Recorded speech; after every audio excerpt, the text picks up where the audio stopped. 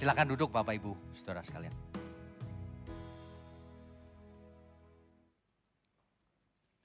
Selamat pagi, Shalom.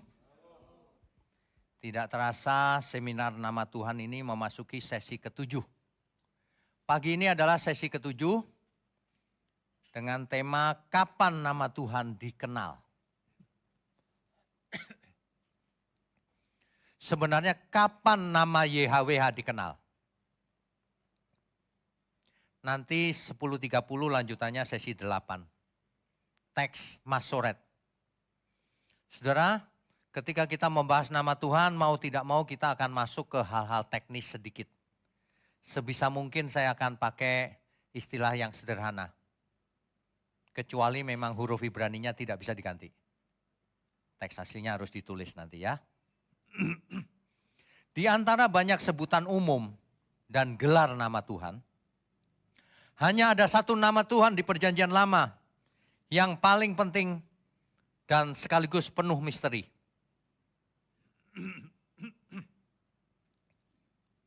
Sehingga mengundang banyak kontroversi, polemik, dan banyak pendapat.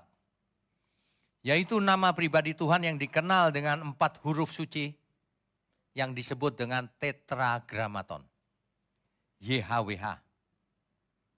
Yud, He, Waw, He. Kita sudah bahas ya, nama Tuhan itu YHWH.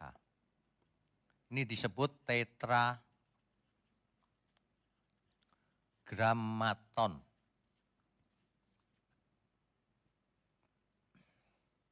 Ya, kita sudah bahas tentang ini sedikit di pertemuan kita yang lalu. Yud, He, Waw, He. Dan ini dimengerti sebagai nama pribadi. Bukan sebagai nama generik atau sebutan umum. Tapi nama pribadi. Ingat ya, YHWH, Yud, He, Waw, He. Jangan ketika ketemu huruf ini, oh Yahweh itu. Belum apa-apa selalu lompat ke kesimpulan. Jangan dibiasakan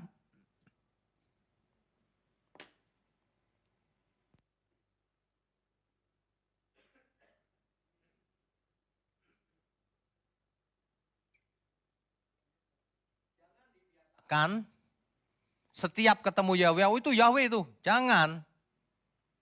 Ya, Yud, He, Waw, He. Biar enggak sembarangan menyebut kita. Nanti kita lihat buktinya saja, itu sebenarnya apa sih sebutannya. Nah, YHWH ini di dalam terjemahan Alkitab Bahasa Indonesia, LAI, ya, itu diterjemahkan, ini ditulis, diterjemahkan sebagai Tuhan hurufnya besar semua. Ya. Di terjemahan TB yang lalu, itu masih ada catatan kecil, yang dimaksud adalah Yahweh, gitu. Tapi saya perhatikan di terjemahan TB2 sudah hilang itu. Sudah benar. Dulu masih salah.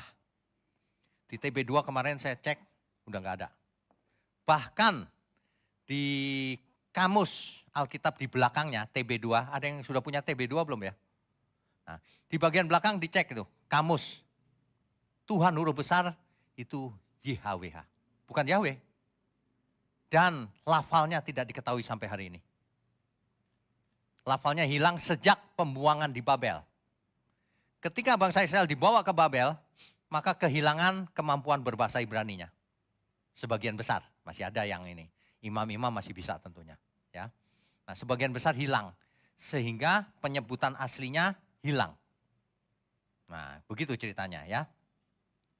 Kalau di dalam bahasa Inggris, diterjemahkan sebagai, sudah tahu ya, apa?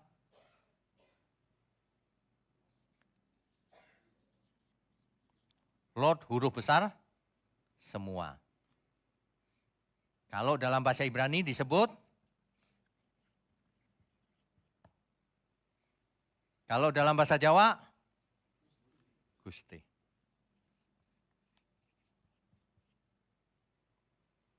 Dan seterusnya, bahasa apapun di dunia ini. Ini adalah cara standar menyebutkan YHWH. Supaya tidak salah, diganti dengan ini. Daripada ngawur. Kalau ngawur, salah, sebut tidak sopan. Alkitab berkata, aku akan menganggap dia bersalah. Menyebut nama Tuhan sembarangan. Penyebutan Yahweh itu sembarangan itu. Karena tidak ada cerita Yahweh di Alkitab. Ya, seluruh dunia salah itu. Karena teolog barat itu yang bikin-bikin mula-mula. Kalau di gereja timur nggak pernah ada itu Yahweh. Sekarang yang paling mengerti bahasa Ibrani siapa? Orang barat atau orang timur? Ya yang punya bahasa lah. Ini kesalahan ini fatal. Sekarang semua seluruh dunia pakai terjemahan Yahweh. Teolog barat itu yang nggak ngerti apa-apa soal Ibrani. Ya. Di Septuaginta. Nah ini. Septuaginta menerjemahkan perjanjian lama ke dalam bahasa Yunani. Diterjemahkan sebagai apa ini?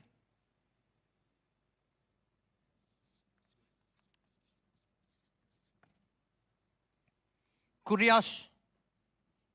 Ini Septuaginta ini, LXX. Kodenya LXX. Septuaginta. Kurios. Kalau ini salah Tuhan Yesus pasti marah. Sebab Septuaginta ada di zamannya Tuhan Yesus. Sebelum Tuhan Yesus lahir, berapa ratus tahun sebelumnya Septuaginta sudah ada. Sehingga ketika Tuhan Yesus mengajar, Septuaginta pasti ada. Pasti. Ya. Ini fakta, makanya 7 natur kebenaran itu harus mengerti. Yang pertama kebenaran sesuai fakta. Kalau faktanya aja dilanggar kita nggak usah ngomong kebenaran. Itu orang yang tidak punya hikmat, yang cocokologi namanya. Ada ilmu jurusan cocokologi. Saudara mau kuliah, ada jurusannya cocokologi. Enak itu nggak usah belajar saudara, cocok-cocokin aja sama diri sendiri. Mantap pasti, dan nyaman. Tapi binasa. Ya, oke. Nama Yahweh ini memang mengandung banyak misteri. Karena bukan nama atau kata yang dipakai dalam suatu ekspresi umum. Nggak umum gitu. Nggak ada tulisan ini dipakai untuk kata-kata biasa, itu nggak ada. Yod-Heh-Waw-Heh ini hanya untuk menunjuk kepada Elohim. Yahweh ini menunjuk kepada Elohimnya Abraham, Ishak, dan Yakub. Elohimnya Israel. Jadi istimewa sekali. Ya. Makanya misteri, bahkan pengucapannya atau pelafalannya pun masih menjadi perdebatan dan misteri sampai hari ini. Sebab setelah pembuangan di Babel, orang Yahudi tidak pernah lagi melafalkan YHWH, tetapi menggantinya dengan Adonai. Begitu ceritanya, ya. Dalam hal ini LAI juga setuju. Coba aja cek sendiri TB2. Ya, di kamusnya. Nama YHWH muncul di Alkitab 6.828 kali muncul di Perjanjian Lama. Sering banget munculnya. Itu nama YHWH. Ya. Di berapa ayat munculnya ini? Di 5.790 ayat. Kalau saudara nggak percaya, silakan dihitung sendiri. Bisa kok dihitung, silakan. Ya. Tapi kalau hari ini gampang sih. Gimana caranya? Suruh AI. Berapa kali muncul di kitab Perjanjian Lama, terjemahan TB atau TB2 misalnya. Ya kalaupun nggak segini ya beda 1-2 gitulah. Ya. Enak loh zaman sekarang, tanya AI. Ya. Makanya ada namanya pendeta AI. Oke. Nah, jadi di tahun 1947 kalau nggak salah, atau 49 ya. Ada seorang gembala yang sedang menggembalakan kambing domba di daerah Qumran, di Laut Mati. Di sana dia lihat kok ada gua ya. Dilempar batu ke dalam. Bunyi, krang. Loh, ada guci berarti kan, pecah. Asik nih, harta karun. Mungkin dia sering dengar dongeng-dongeng kali ya. Harta karun yang masuk ke dalam dibongkar. Gulungan-gulungan tua, kulit binatang tua. Sama dia dibawa pulang. Dibikin di pasar buat bungkus jualan. Sampai suatu hari ada seorang arkeolog ahli lewat pasar itu, loh ini bungkusnya kok aneh nih. Dilihat bungkusnya. Loh ini catatan kitab suci. Ditanya di mana daerah di sana, wah langsung dibongkar-bongkar. Makanya ditemukan gulungan laut mati namanya. Gulungan laut mati. Di catatan gulungan laut mati, YHWH itu ribuan juga ditemukan. Jadi rupanya nama ini memang nama suci Tuhan. Ya,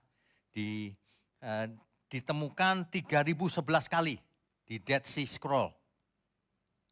Di 2877 ayat. Banyak banget loh, ya. Semua kitab di Perjanjian Lama ada YHWH, kecuali kitab Ester, Pengkhotbah dan Kidung Agung. Gak ada nama Tuhan.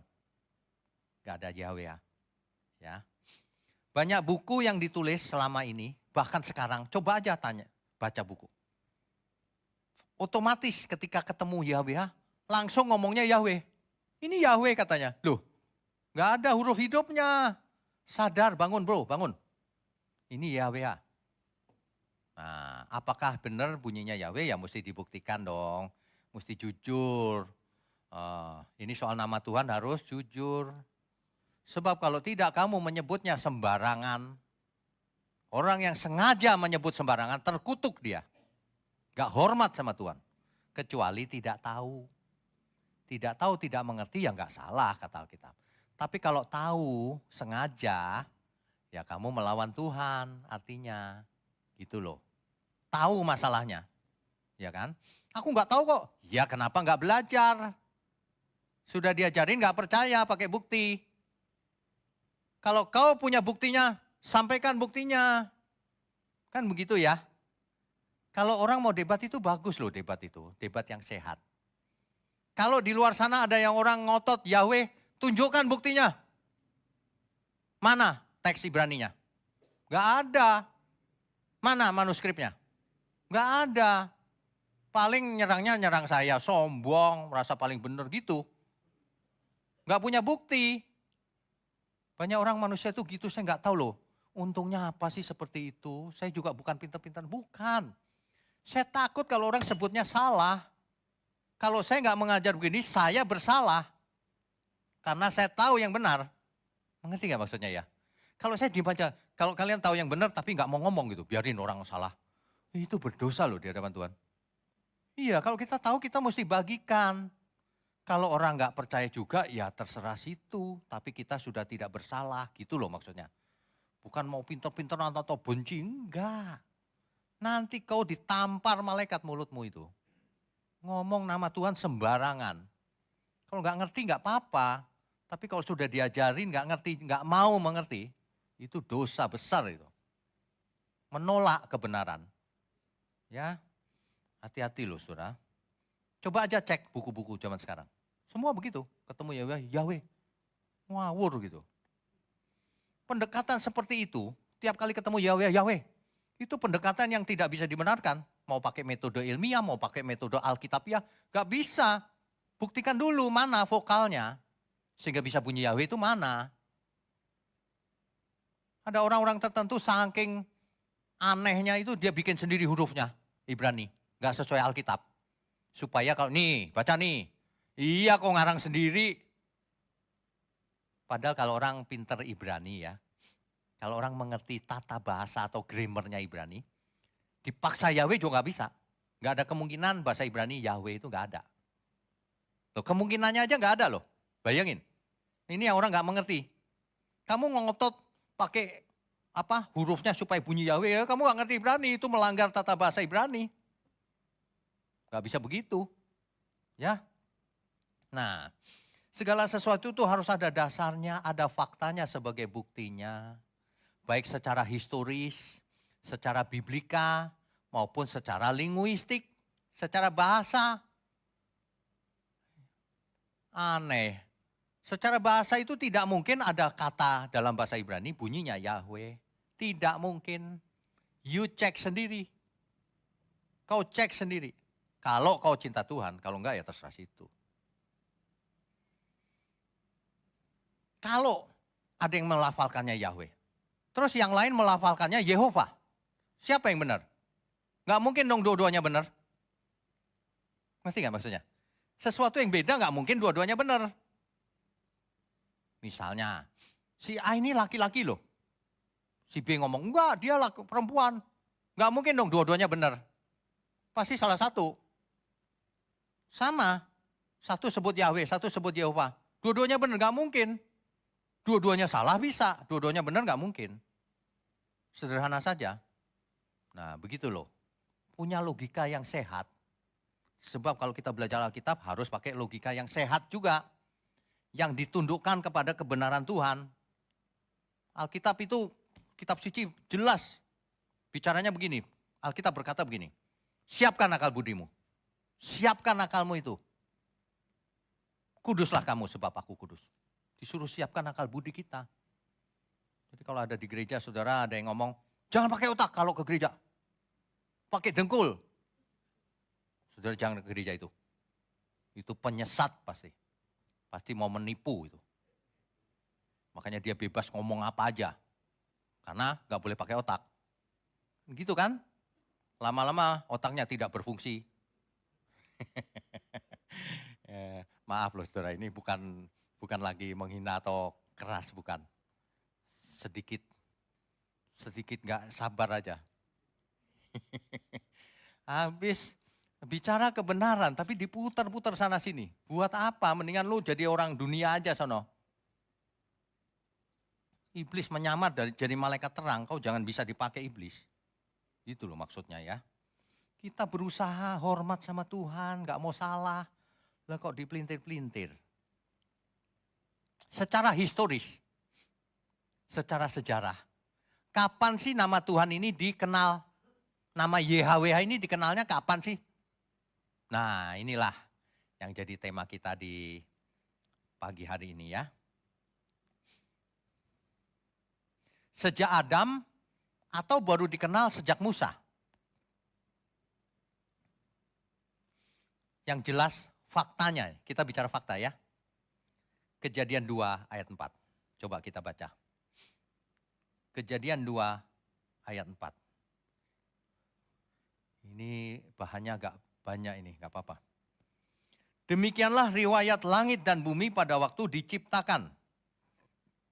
Ketika Tuhan Allah menjadikan bumi dan langit. Tuhannya udah besar, perhatikan. Itu YHWH, saudara. Kejadian 2 ayat 4.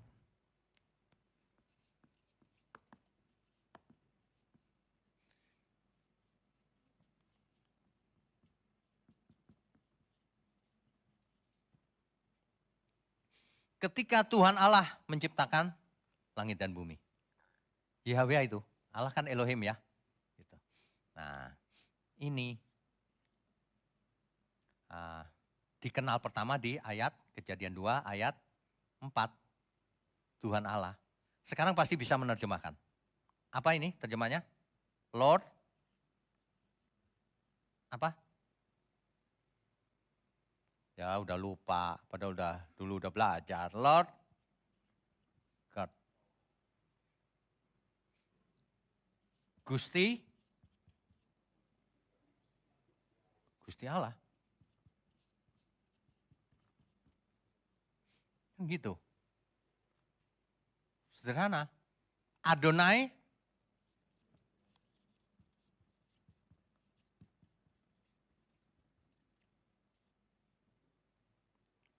ya. Gitu. Oke. YHWH ini menunjuk kepada siapa? Elohimnya Abraham, Ishak dan Yakub. Elohim yang disebut di Kejadian 1 ayat 1. Pada mulanya Elohim menciptakan langit dan bumi. Itu maksudnya, ya. Meskipun demikian, orang memanggil nama YH itu baru mulai setelah lahirnya anak laki-laki Set. Kejadian 4 ayat 26. Kejadian 4 ayat 26. Lahirlah seorang anak laki-laki bagi Set juga, dan anak itu dinamainya Enos. Waktu itulah orang mulai memanggil nama YHWH. Jadi Kejadian 4 ayat 26.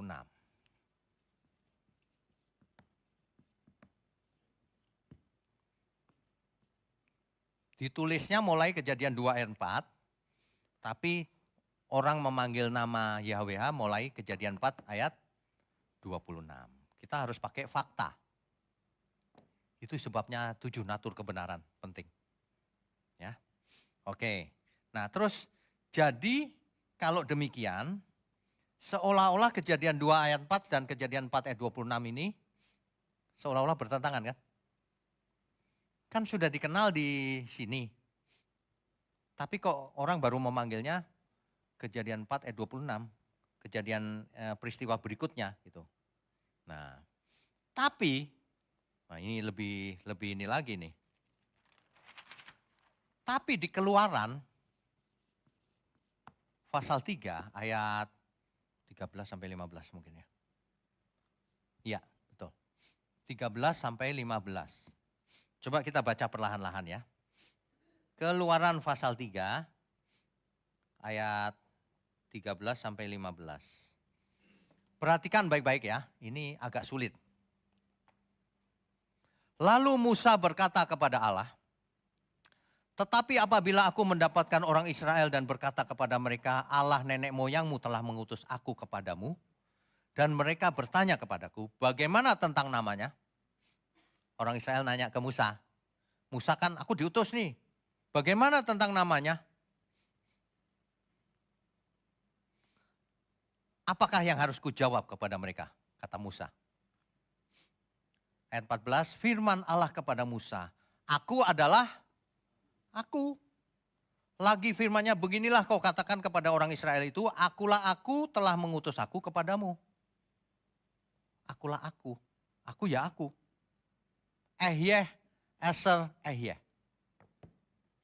Jadi ketika Musa tanya, nanti kalau bangsa Israel tanya, namamu siapa? Aku adalah aku.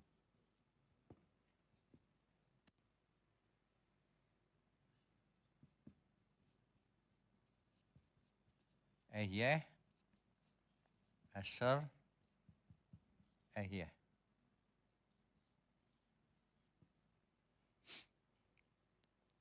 Ini bukan nama ini. Nama kan aku adalah aku, masa. Ya. Oke, ayat 15. Selanjutnya berfirmanlah Allah kepada Musa, beginilah kau katakan kepada orang Israel, YHWH, Elohim mereka, Elohim nenek moyangmu, Elohimnya Abraham, Ishak, Yakub, telah mengutus aku kepadamu. Itulah namaku untuk selama-lamanya dan itulah sebutanku turun-temurun.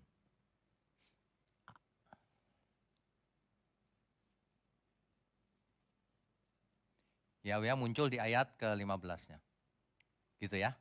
Nah, pertanyaannya, kan jadi bingung nih.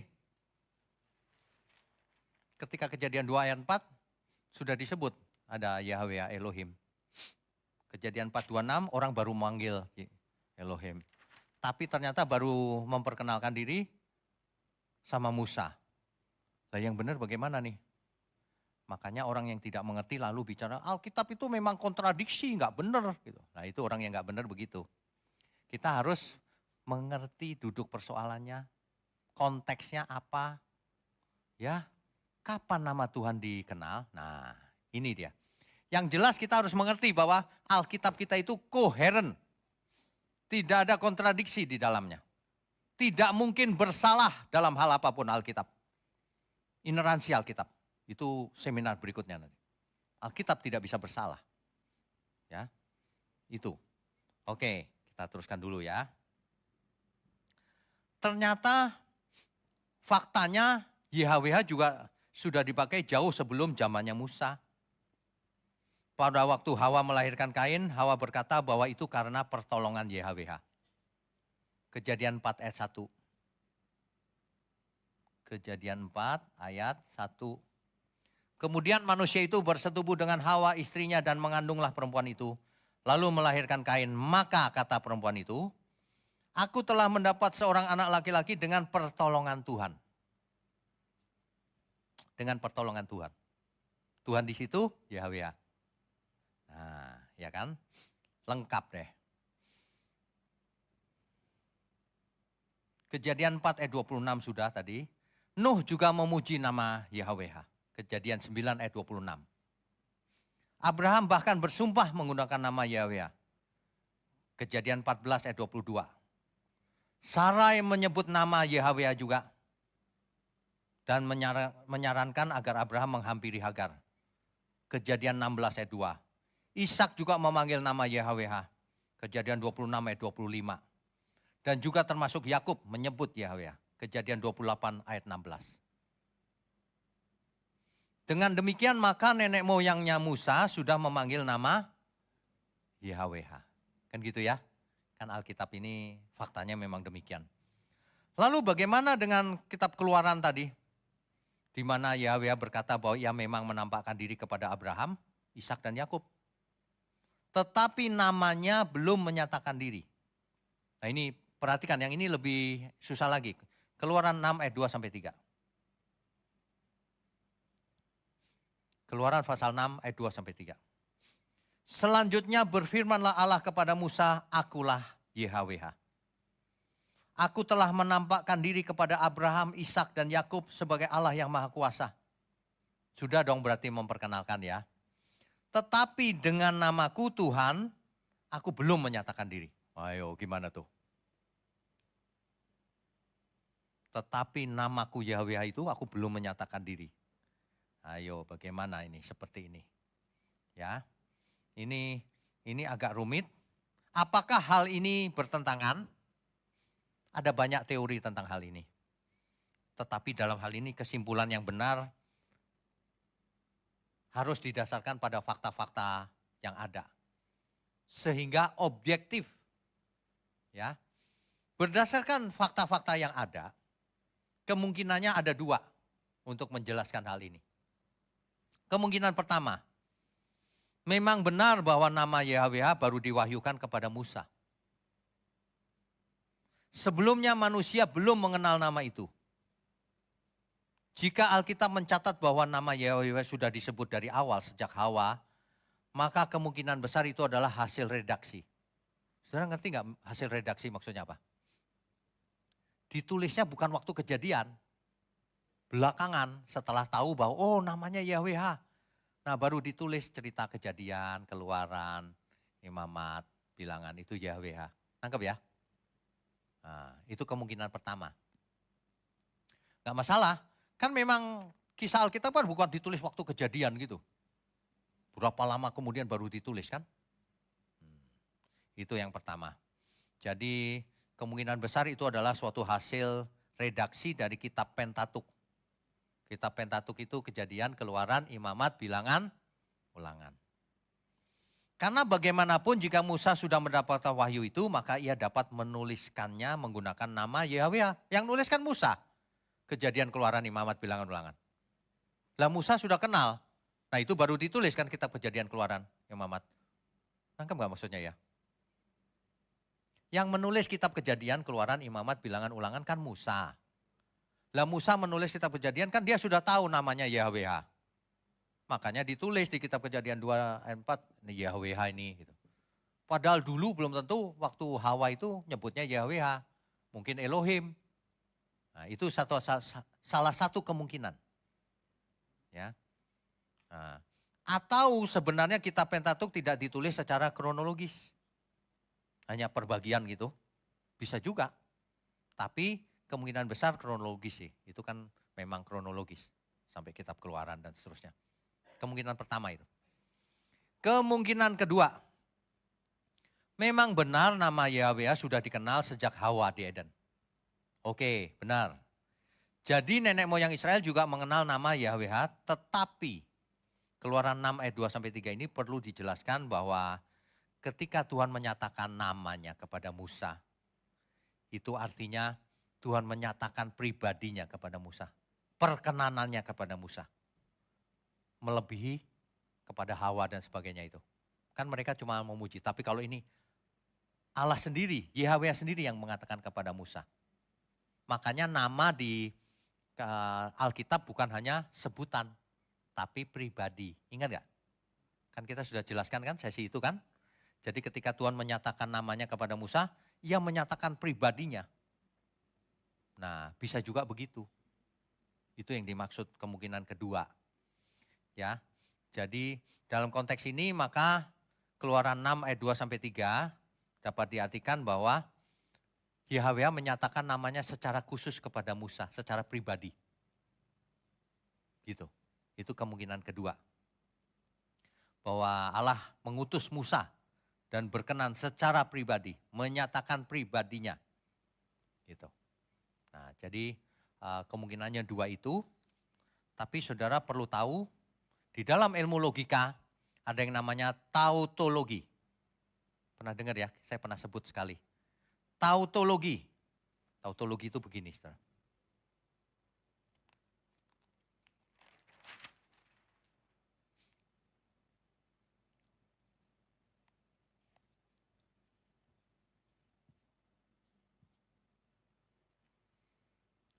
Masukan pertama ini, kalau dia ternyata benar, dan ini benar, maka keluarannya benar. Tapi kalau tautologi, ini benar, ini salah, keluarannya tetap benar. Ini salah, ini benar, keluarannya tetap benar. Jadi salah satu benar aja sudah pasti benar. Itu kalau dalam ilmu logika namanya OR. Ya. Nah, artinya apa? Kemungkinan tadi, ada dua kemungkinan tadi. Yang mana yang benar? Enggak masalah. Tapi namanya pasti Yahweh ya. Pasti benar. Nah, itu namanya tautologi, saudara. Ya. Di dalam Alkitab ada yang banyak yang begitu. Kalau kita debat soal tafsir, si A ngomongnya begini, si B ngomongnya begini. Saudara pikir begini, seandainya A benar atau B benar, pengaruhnya apa? Kan enggak pengaruh apa-apa, tetap benar. Nah, itu tautologi namanya. Jangan kita ribut untuk hal-hal yang enggak penting. Misalnya lagi, Adam diciptakan bayi atau udah dewasa, Pak? Ayo, jawaban saudara apapun bisa saya salahkan. Kalau negatif. Kan gitu kan? Kalau orang udah negatif tuh jawaban apa aja bisa disalahin sama dia. Kalau bayi emang masalah. Ada orang nanya sama saya, loh kalau bayi siapa yang nyusuin Pak? Capek deh. Ya malaikat bisa kasih makan, gitu aja kok susah. Kalau udah dewasa nanti gimana ya Pak? Ya enggak gimana-gimana ya terserah Tuhan lah. Itu enggak penting banget tuh enggak, bayi mau dewasa, yang pasti bukan tua, kalau itu enggak. Kalau itu pasti enggak, ya. Nah kayak begitu-begitu, enggak penting kan? Outputnya pasti benar, Tuhan menciptakan Adam dari debu tanah. Nah ini juga sama. Yang mana? Enggak penting, namanya Yahweh. Dan Musa pasti tahu persis menyebut bagaimana Yahweh itu disebut. Itu pasti. Yang manapun kemungkinannya. Begitu ya, cara berpikir tafsir yang benar tuh begitu. Jangan kita ribut soal yang enggak penting. Nanti setiap kita belajar Alkitab, kita akan temu ini kemungkinan. Ya nggak penting lah mau ini boleh, tapi tetap benar outputnya. Kebenarannya tetap benar. Nah begitu saudara. Ya, kita lanjutkan sedikit lagi. Nanti sesi yang berikutnya agak sulit. Karena saya mesti gambar huruf Ibraninya. Tapi nggak apa-apa untuk pengetahuan. Saudara perhatikan orang yang tidak setuju dengan pembahasan ini, suruh mereka bahas teks Ibraninya bagaimana yang benar, sesuai Alkitab. Pasti enggak dibahas. Pasti ngototnya, enggak ini kamus, buktinya Yahweh, ini buku-buku semua loh. Enggak jujur sih. Enggak jujur. Kalau kita bahas secara ilmiah dan Alkitabiah, pakai fakta semuanya. Ya. Dan banyak orang sakit hati, biarin aja. Sakit hati kalau bertobat bagus. Sakit hati kau simpan terus di hatimu, kepahitan kau. Lama-lama kanker kau nanti. Iya loh, itu nggak sehat loh, kepahitan disimpan itu. Jangan, ya, jangan. Saudara, kita mesti mikir yang benar, hati yang bersih, pikiran yang bersih. Untuk apa sih ngotot-ngotot sesuatu yang kau tahu itu salah? Ya, kita mau benar. Lagian kalau saya benar emang terus saya hebat kan enggak. Orang saya cuma bagikan sharing saja kok. Ini loh, jangan salah. Soal nama Tuhan jangan salah, kalau yang lain salah nggak masalah. Kau salah menyebut nama Tuhan, kau nggak hormat sama Tuhan. Menyebut sembarangan. Ya, gitu loh. Nah, ya. Jadi Musa pasti tahu bagaimana menyebut YHWH itu. Karena Musa berbicara langsung dan bertanya langsung kepada YHWH. Nanti kalau mereka nanya bagaimana namamu gimana? Dan YHWH jawab, Eser Ehyeh. Aku adalah aku. Wah. Yang mengutus kamu. Gitu. Waduh. Tapi di ayat 15-nya jelas, akulah YHWH. Itulah namaku turun-temurun. Nah, kan gitu kan? Jadi Allah berkenan namanya disebut YHWH. Gitu, saudara. Jadi apapun masukannya ini tetap YHWH. Lafalnya menyebutkannya gimana? Ya nanti sesi berikutnya ini, nanti kita lihat huruf hidupnya apa sih. Gitu ya. Oke, ada pertanyaan? Mumpung masih hangat, kalau ada yang mau nanya satu aja boleh sih. Nggak apa-apa, kalau ada satu boleh. Silakan. Nggak ada? Nggak ada pertanyaan atau bingung? Kan ini kayak kuliah ya. Biasanya kan nggak begini. Nggak apa-apa lah, namanya juga seminar kan. Seminar itu belajar agak teknis. Intinya gini. Alkitab kita tidak mungkin salah. Dan di dalamnya tidak ada pertentangan, nggak mungkin karena koheren.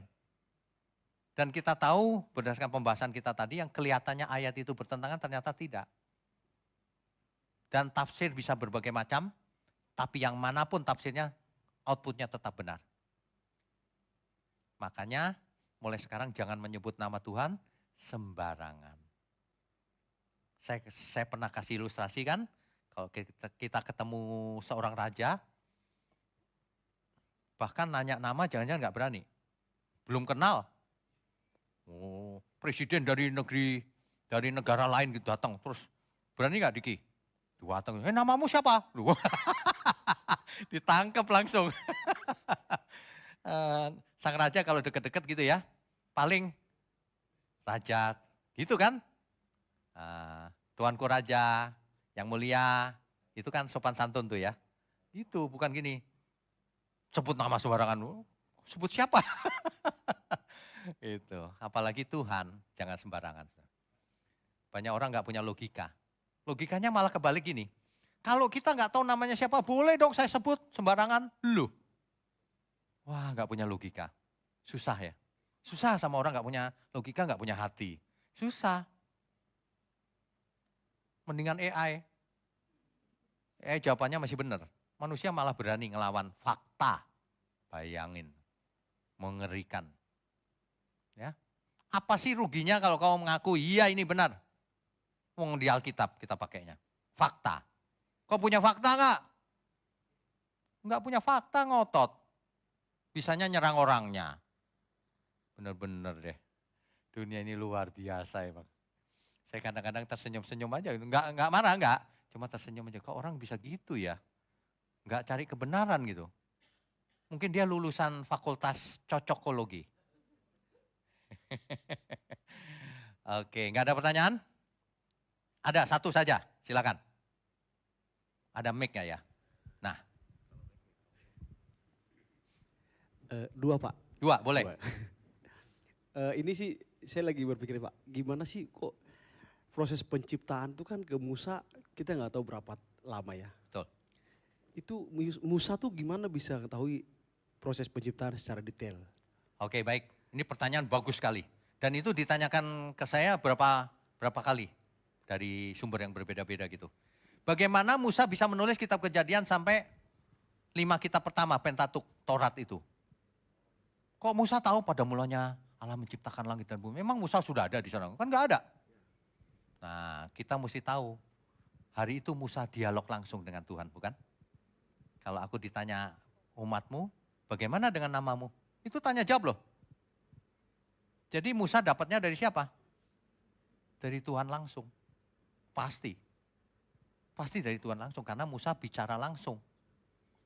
Ingat gak di Gunung Sinai, di puncak Gunung Sinai? Tuhan bicara langsung lagi loh. Musa rupanya sudah biasa bicara langsung. Jadi pasti itu tidak dari mana-mana. Kalau ada yang teori, oh itu dari tradisi catatan terdahulu. Ya saya mau tanya, tradisi dari mana? Siapa yang hidup sebelum dunia dijadikan? Gak ada. Lebih benar pakai Alkitab, bicara langsung dengan Tuhan. Clear. Siapa berani bantah? Gak ada. Kalau teolog-teolog kan suka pakai ngarang-ngarang itu. Oh itu tradisi oral. Cerita dari Adam dan Hawa. Iya tapi gak ada faktanya, gak ada buktinya. Itu kan karanganmu sendiri. Kalau kita pakai fakta, oh Musa bicara langsung. Ya lebih masuk akal kalau Musa dapatnya langsung dari Tuhan. Gitu ya. Satu lagi Pak. Satu lagi silakan. Tadi yang kejadian lahirnya Enos ya? Ya Enos. Nah, baru orang diperkenalkan nama Tuhan. Ya. Baru memanggil nama Memanggil Tuhan. nama Tuhan. Nah sebelumnya maksudnya keturunan Adam tuh menyebutnya apa Pak? Yang jelas Elohim sudah pasti ya. Oh maksudnya keturunan Adam. Ya. Yang awal. Yang awal. Yang awal kita nggak tahu. Karena bahasa Ibrani juga belum lahir kan. Tapi ingat. Kejadian Keluaran Imamat Bilangan ini kan ditulis oleh Musa. Ketika zamannya Musa baru ditulis kan. Nah itu redaksional pasti. Musa dapat dari Tuhan, ditulis cerita itu. Jadi mereka menyebut apa? Nah kalau ditulis tadi itu misalnya yang waktu Enos, memang benar menyebut Yahweh itu. Nah makanya Yahweh bukan bahasa Ibrani kan? Kan saya udah kasih tahu tadi. Yahweh itu bukan bahasa Ibrani loh. Bukan. Jadi nggak bisa dilafalkan secara Ibrani, nggak bisa. Secara grammar itu udah pasti salah. Periksa aja sama seluruh dunia. Guru-guru Ibrani di seluruh dunia. Ya, jangan yang nggak belajar ngomong Ibrani lagi. Ya, yang gitu-gitu ya nggak usah lah ya. Menjawab nggak ya? Silakan. Udah ya? Oke. Amin. Kita berdiri yuk. Langsung saja ya, kita tutup doa. Sebentar lagi kita lanjutkan sesi berikutnya. Yuk. Bapa kami yang di surga, terima kasih. Biarlah pagi hari ini membuat pencerahan bagi kami untuk tidak menyebut nama Tuhan sembarangan. Biarlah kami mengikuti tradisi yang sudah dilakukan sejak zaman sebelum Kristus, bahkan zaman para rasul, dengan menyebut Tuhan saja. Terima kasih Tuhan. Hanya di dalam nama Tuhan Yesus Kristus kami berdoa dan mengucap syukur. Haleluya. Amin. Amin.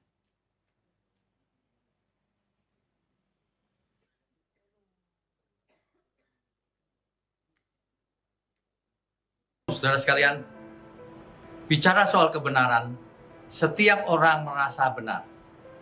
Makanya semua kecap di nomor satu kan. Ada orang yang mengatakan saya paling benar, ini paling benar, itu paling benar. Mana sebenarnya yang paling benar? Oleh sebab itu, hadiri seminar 7 natur kebenaran dan aplikasinya. Seminar ini wajib dihadiri oleh para teolog, apologet, pengkhotbah, bahkan oleh para jemaat sendiri. Agar kita bisa membedakan manakah yang benar, manakah yang salah. Inilah alat uji kebenaran yang sangat objektif dan alkitabiah. Pastikan saudara ikut dan ajak seluruh saudara dan sahabat-sahabat. Bapak-bapak dan ibu-ibu yang terkasih dimanapun berada, yuk kita belajar pelajaran Alkitab bersama secara online.